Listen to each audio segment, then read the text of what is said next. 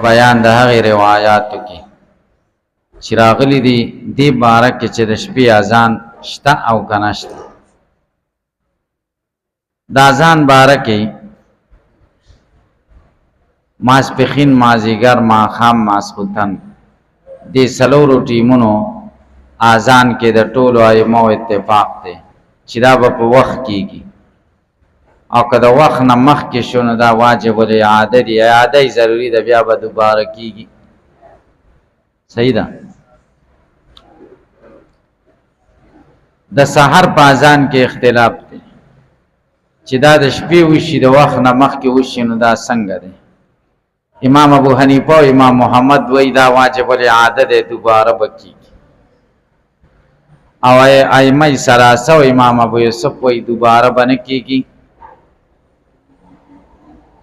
سحر اذان نه مخکې که د شپې اذان وشه نو خیر دی، بیا دوباره خوښه ده. که دوباره سحر دپاره بل اذان وشه خو دا ښه خبره ده، که ونه شم دا هم کافي ده. دا څوک وایي؟ دا ائمه ثلاثه او امام ابو یوسف رحمه الله وایي. اصل کې داسې ده د رسول الله صلی الله علیه وسلم زمانه کې د نبی کریم صلی الله علیه وسلم دو مؤذنینو، یو حضرت بلال رضی الله تعالی عنہ او بل ابن ام مکتوم، او د دې دو د اذان دو طریقې وي. ابن ام مکتوم با اذان کاو پېشمنی ټیم کې، تهجد ته به صحابه راغلي وو نو د اذان به دې دپاره کاو چې خلک ډوډۍ ته پېشمني ته کورونو له لاړ شي، خبر شي، او په کورونو کې ښځې خبرې شي چې پېشمنی دی را پاسي، او چې کوم کورونو کې دی هغه سړي هم خبر شي.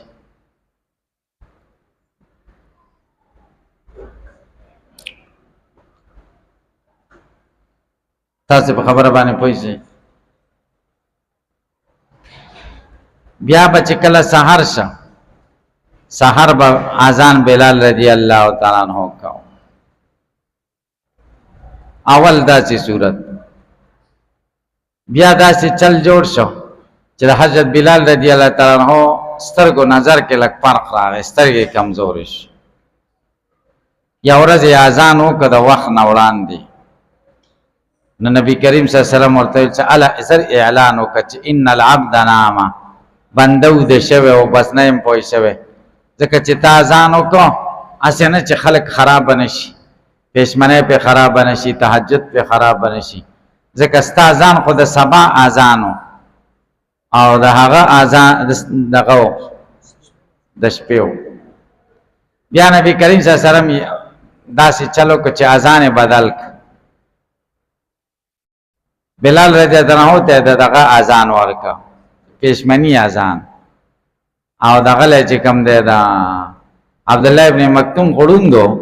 دله د سحر اذان ورکړه، ځکه صحابه به ورته وایي چې د سبا شوی و اذان وکړه. پخوا خو دومره ټیمونه نه و، دا شیونه آلات خو نه و، نو کسانه ورته وایي متیقن شي نو دی به په خپل رویت به نه کوي، ځکه خپل رویت خو شته نه که نه. صحیح شو، داسې چل به کېږي. نو دوه قسمه حدیث دي. یو حدیث دا دی، وایه ته.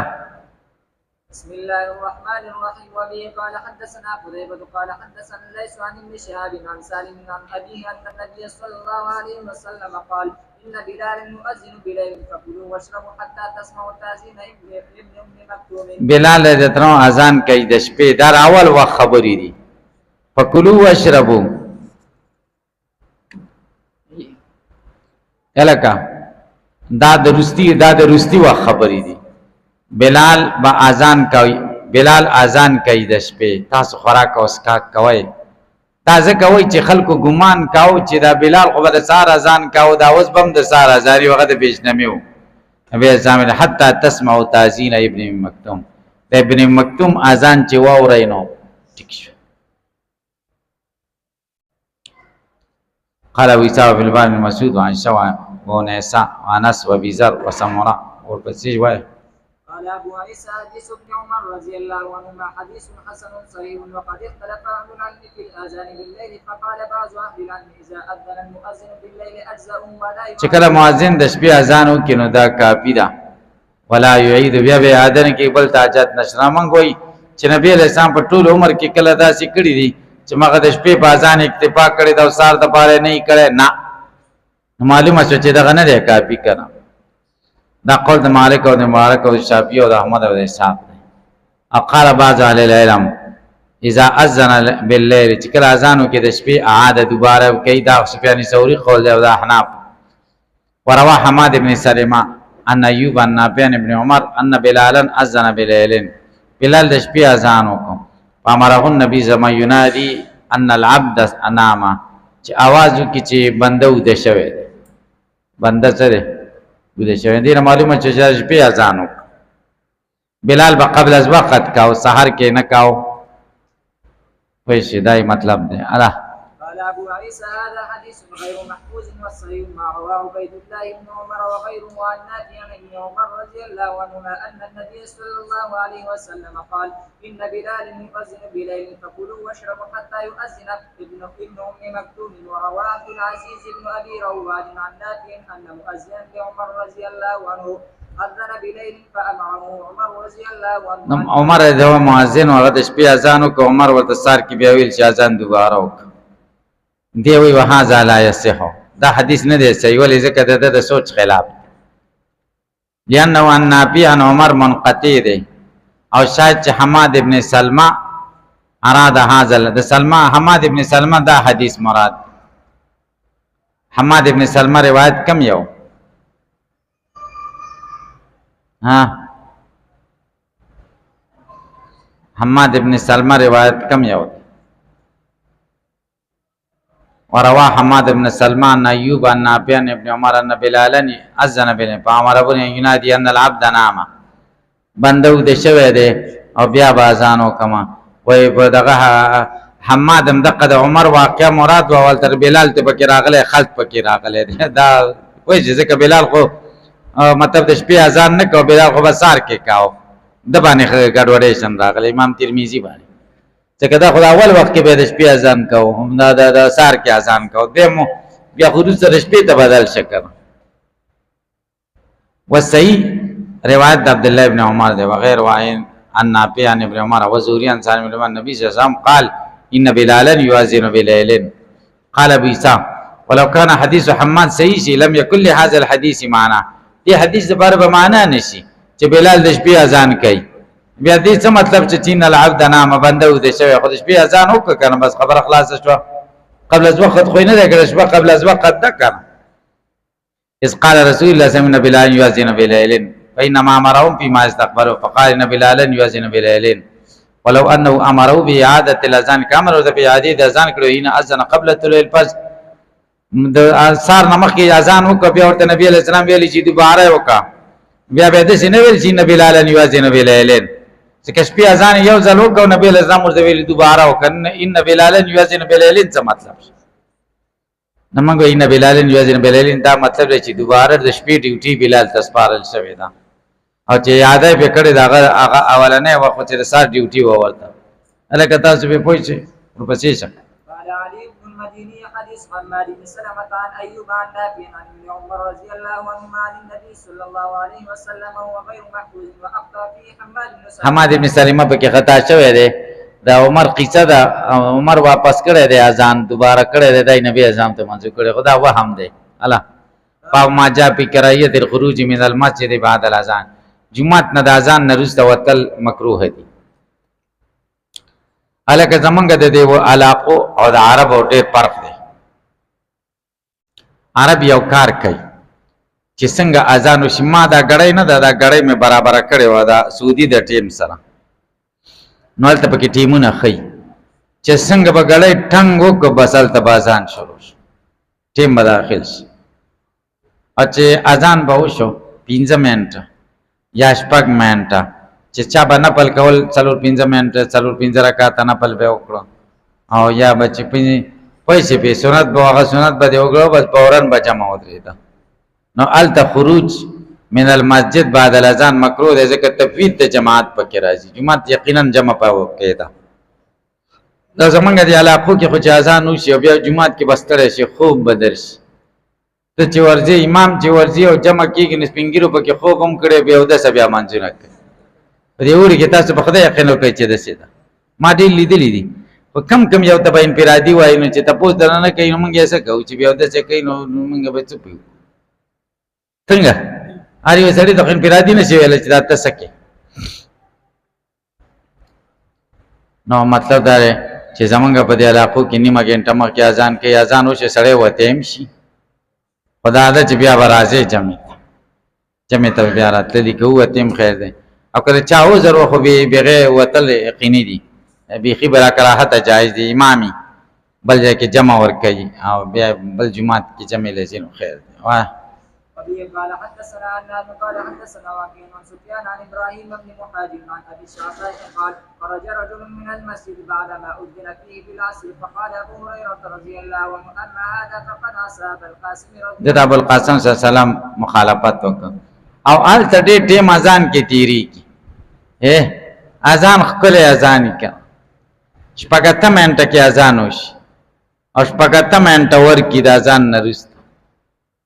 نو چې تا اذان شروع شي او 10 تلر چې او 10 مات کې او 10 و کې او بیا راشي بیا اذان نه ختم شي تاسو یقین کړئ اذان خو بس دا چټي आवाज دي پنګيري دي تاسو یقین وکړئ چې چيلي आवाज ده چرګ आवाज ده ته چې دا کنه ده یقین بخده وکړه نو بس ګټ بدل ته صحیح आवाज دی چانشته تاسو اورېدل صحیح اذان سحر کې یو څو ورځې مخکې زبر او دو او بس سحر کې دلری نه درې مې وکړ سو بچي وی اذان راغی خستا اذان ها الیادیزو اذان صحیح کا او هغه ډیروګه د اذان کوي ډیر خستا ځاني کنه دمه پکې کوي او بدا سي مزیدار اذان ډیر ټیم پکې لګي واه قال أبو عيسى في الباب عن عثمان رضي الله عنه حديث أبي هريرة رضي الله عنه حديث حسن صحيح وعلى هذا العمل عند أهل العلم من أصحاب النبي صلى الله عليه وسلم من بعدهم أن لا يخرج أحد من المسجد بعد الآذان إلا من عذر أن يكون على غير وضوء أو أمر لا بد منه ويروى عن إبراهيم النخعي أنه قال يخرج ما لم يأخذ وتشي ترڅو چې مؤذن په اقامت کې شروع نه کړي ابراهيم نخعي چې اقامت شروع کنه بیا وتل ندي جائز آیا قال ابو عيسى وهذا عندنا لمن له عذر في الخروج منه وابو الشعثاء اسمه سليم بن اسود وهو والد اشعث بن ابي الشعثاء وقد روى اشعث بن ابي الشعثاء هذا الحديث عن ابيه بابا ما جاء په اذان په سفر کې اذان څنګه ده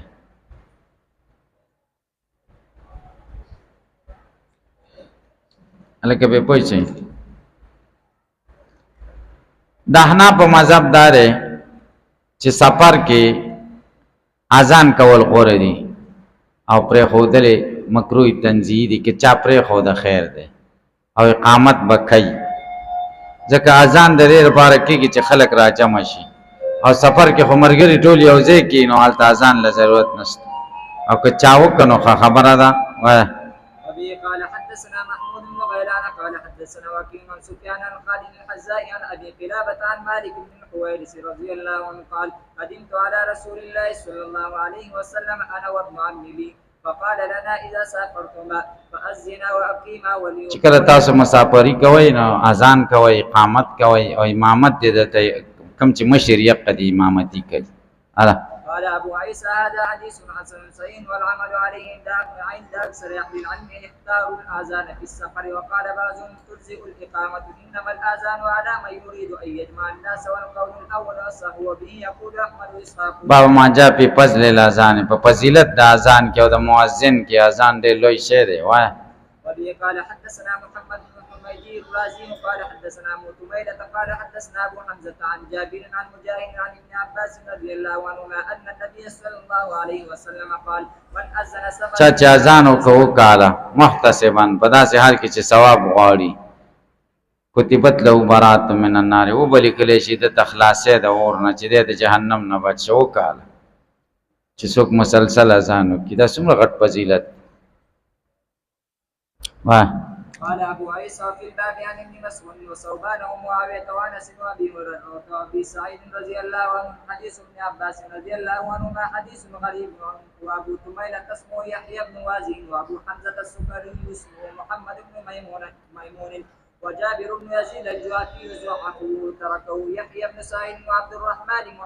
الرحمن بن مهدي. قال أبو عيسى سمعت جارون يقول سمعت وكيعا يقول لولا جابر الجعفي لكان أهل الكوفة بغير حديث ولولا حماد لكان أهل الكوفة بغير فتن. کچرتا جابر جوپی نه وي د کوفی خلق به بغیر د حدیث نه وي د حدیث علم در اوره او که حماد نه وي د کوفی خلق به بغیر د فقه نه وي فقاهت به پکې نه وي. تاسو خبره پوه شئ. باب ما جاء ان الامام ضامن والمؤذن مؤتمن. امام ذمہوار دی او مؤذن امانتدار دی د باندې خلق دغه کوي اعتماد کوي. هلکه په پوه شئ دله امانتداري پکار ده چې خیانت ونه کړي. وخت نه مخکې اذان ونه کړي په خلکو به روجې ماتې کړي. ښځې به کور کې منځونه شروع کړي په وخته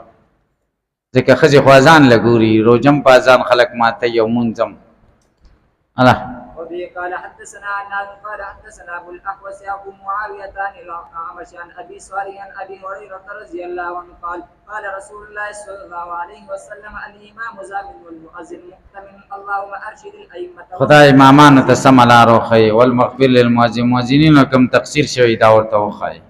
بخښنه وکړي. الله. قال ابو عيسى في الباب عن عائشه وسهل بن سالم وعقبه بن عامر رضي الله عنهم حديث ابي هريره رضي الله عنه رواه سفيان الثوري وحفص بن غياث وغير واحد عن الاعمش عن ابي صالح عن ابي هريره رضي الله عن النبي صلى الله عليه وسلم وروى أسباط بن محمد عن الأعمش قال حدثت عن أبي صالح عن أبي هريرة رضي الله عنه عن النبي صلى الله عليه وسلم وروى نافع بن سليمان عن محمد بن أبي صالح عن أبي عن عائشة رضي الله عنهما عن النبي صلى الله عليه وسلم هذا الحديث. قال أبو عيسى وسمعت أبا زرعة يقول حديث أبي صالح عن أبي هريرة رضي الله عنه أصح من حديث أبي صالح عن عائشة رضي الله عنها. قال أبو عيسى وسمعت محمد يقول حديث أبي صالح عن عائشة رضي الله عنها أصح. وذكر عن علي بن المديني أنه لم يثبت حديث أبي صالح عن أبي هريرة رضي الله عنه ولا حديث ابي صالح عن عائشه رضي الله عنها. باب ما يقول اذا اذن المؤذن چې مؤذن اذان کوي نو څه به وایي. هلکه مؤذن چې اذان وکړي نو دوه خبرې ضروري دي. دوه اجابت یو اجابت قولی دی او یو اجابت فعلی دی. اجابت قولی مستحب دی په دې اتفاق دی او اجابت فعلی سنت مؤکده دی. اجابت فعلی جمع ته ورته کوي. اجابت قولی اذان الفاظ ویل. وبه قال حدثنا اسحاق بن موسى الانصاري وقال حدثنا معه قال حدثنا مالك وقال حدثنا قتيبة عن مالك عن الزهري عن عطاء بن يزيد الليثي عن ابي سعيد رضي الله عنه قال قال رسول الله صلى الله عليه وسلم اذا سمعتم النداء فقولوا مثل ما يقول المؤذن. چې کله تاسو اذان اورئ نو وایي هغه څه چې مؤذن وایي. وفي الباب عن ابي رافع وابي هريره وام حبيبه وعبد الله بن عمرو وعبد الله بن ربيعه وعائشه ومعاذ بن انس بن معاويه رضي الله عنهم. قال ابو عيسى حديث ابي سعيد رضي الله عنه حديث حسن صحيح. وهكذا روى معمر وغير واحد عن الزهري مثل حديث مالك وروى عبد الرحمن بن اسحاق عن الزهري هذا الحديث عن سعيد بن المسيب عن ابي هريره رضي الله عنه عن النبي صلى الله عليه وسلم وروايات مالك اصح. بس